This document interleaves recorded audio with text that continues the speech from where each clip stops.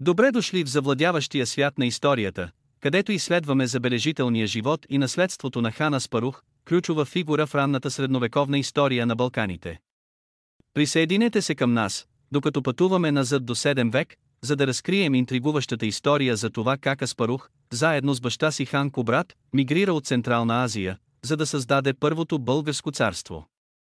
Раждане и произход. Данните за раждането на хан Аспарух не са широко документирани в историческите записи. Роден през 7 век, той играе важна роля в българската история като син на хан Кубрат, водач, който води българите при миграцията им от Централна Азия към Балканите. Преселване от Централна Азия. Преселението на хан Аспарух от Средна Азия към Балканския полуостров в края на 7 век е ключов момент за българите.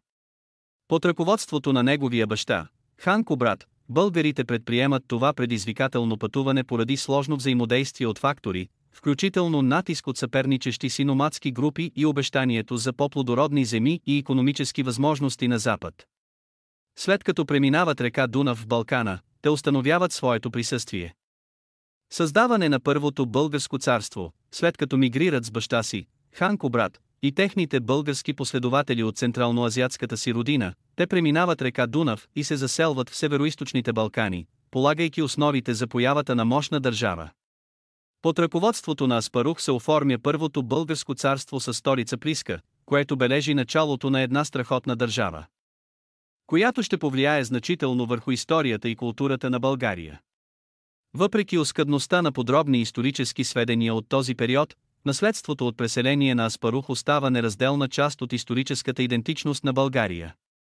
Договор от 681 г. Договорът от 681 г., известен още като Кърджалийския, има дълбоко историческо значение, тъй като официално признава независимостта на първото българско царство от Византийската империя. Това основно споразумение, подписано от хан Аспарух и византийския император Константин IV, не само определя териториалните граници, но и слага край на дългогодишните конфликти между българите и византийците, насърчавайки период на мир и вътрешно развитие. Договорът предоставя на българите по-голяма автономия по отношение на техните културни и административни дела, което служи като основа за укрепване и растеж на държавата. Конфликт с Византийската империя. Конфликтите между българи и византийци са централни за ранносредновековната история на Балканите. Тези конфронтации продължиха векове. Първоначално Византийската империя гледа на пристигането на българите, водени от хан Аспарух, като на предизвикателство за териториалния им контрол. Това напрежение кулминира в битката при Онгъл през 680 г. Слънее, където силите на Аспарух решително побеждават византийците, осигурявайки тяхното присъствие. Въпреки че византийците се стремят да си върнат загубените територии, следват поредица от военни сблъсъци и дипломатически преговори.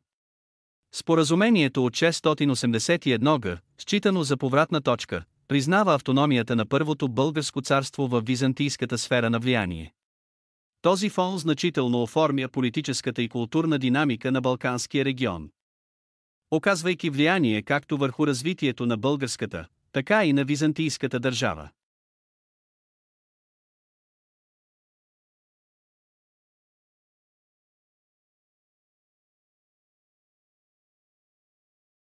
Разрастване на българското царство. Първото българско царство, под ръководството на хан Аспарух, предприема значително териториално разширение в края на 7 век.